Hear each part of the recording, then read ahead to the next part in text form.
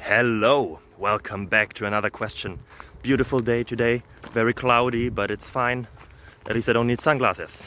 Enjoy the question and the answers. See you then. Subscribe.